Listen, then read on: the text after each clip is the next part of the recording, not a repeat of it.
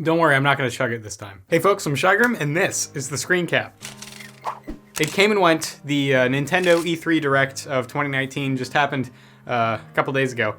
We haven't quite gotten to it until now. We're just going to kind of do a recap of all the stuff we thought was super cool in the Direct, so stay tuned for everything. Well, I guess we can't skip this, even though we want to try to forget it. They added another sword character to Smash Ultimate.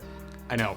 It's the unnamed hero from Dragon Quest XI, but there's some skins and stuff too. At least the Japanese audience is happy, because we got something else, but I mean, you probably heard about it already, but we're gonna save that for the end. Luigi's Mansion free. Free? No, it's not free, I wish. We finally got to see some of the new features included with this much anticipated title. Luigi can beat the absolute heck out of ghosts. He has a new slam ability, a new suction shot ability, and a new burst ability, and also a new game function, Gooigi.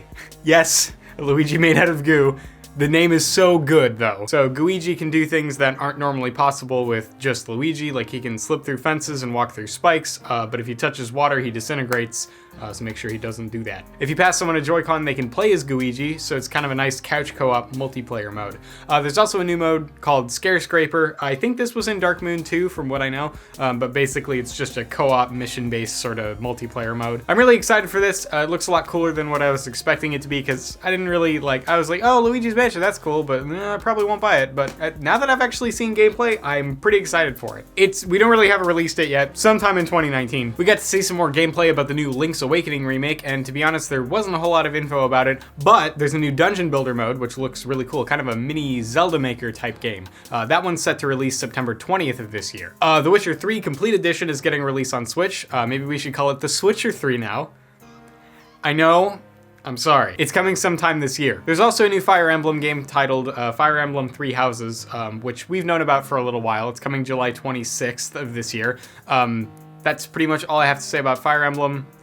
I don't know why you need more than 2 houses. That's kind of excessive. They teased some new Resident Evil games coming to Switch, but it's actually just Resi 5 and Resi 6. So no one cares, snore. They're coming of the fall of this year, but those were the worst games in the franchise, so no thank you. No More Heroes 3 was confirmed as well, with pretty much no info on it except for the little mini trailer we got during the Direct. All we know is it's coming sometime in 2020. But it looks cool, and I haven't really played any games in this series, but I've heard some good things and I've seen some gameplay. I might end up picking this one up, unless there's like story stuff that I don't know about that I have to play the original games for. Maybe I'll just watch walkthroughs or something. Some weird Contra game is also coming to the Switch, and it looks like a mobile game. It looked really ugly, but I'm sorry. But more importantly, all the old Contra titles are coming to the Nintendo eShop in the Contra Anniversary Collection, which I am going to cop immediately. It'll include 10 Contra games and a 74-page ebook. Great! For some reason. And the Anniversary Collection is now available on the eShop, which means I need to stop recording so I can go buy it. Cadence of Hyrule. This is a game where you have to move and attack enemies to the beat of the music, exactly like Crypt of the Necrodancer, and it's made by the same developers.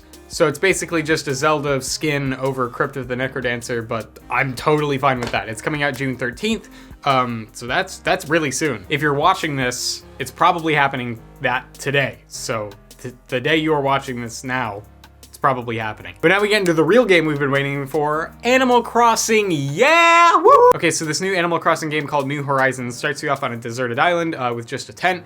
There's now crafting in the game, which is kind of similar to how Pocket Camp did it. So it looks like the game just starts off with just you camping, and then later other animals and villagers will move in and stuff. But the last scene, a lot of players are moving around all at once, so does that mean multiplayer support? I hope so. It'll be releasing March 20th, 2020, so the release date was moved back a little bit, but it was to prevent developer crunch, which is such a huge problem in the industry right now, so I can totally respect that. Thank you, Nintendo, for actually just taking the time to make the game good and not forcing your developers to work overtime. Epic Games. Banjo-Kazooie in Smash! Okay, so you probably have heard by now, but yes, Banjo and Kazooie are confirmed for Smash Ultimate in the fall of this year, which I am very excited about. I haven't really played much of the older Banjo games, but just his character design fits so well with Nintendo stuff, because I mean, come on. He's perfect for Smash. So that's pretty much it for the Direct news. There's a couple smaller things, but we didn't bother covering them. So bye. Oh, wait, I'm gonna do this dumb joke, because Nintendo saved it for the last part of their presentation, but a sequel to Breath of the Wild's coming? Hell yeah! I'm beyond excited for this. This was like, you know, like everything else was just like, meh, okay, this is an okay direct. Yay, Animal Crossing, yay, Banjo. And then I was like, okay, well, okay, they did a Smash reveal at the start and a Smash reveal at the end. That's it, right? Nope. So it's in development. They're just now starting development on it, I'm pretty sure. So it's just a trailer. But I think they're going with like a Majora's Mask Ocarina of Time kind of situation where they use the same engine, but they just make it dark and creepy and scary, which sounds awesome. So I'm really looking forward to that. No release date, no year, no nothing, so I have no idea when it's coming out, but I am stoked for it nonetheless. Okay, so now we're actually out of time. We will see you next time for some more gaming news.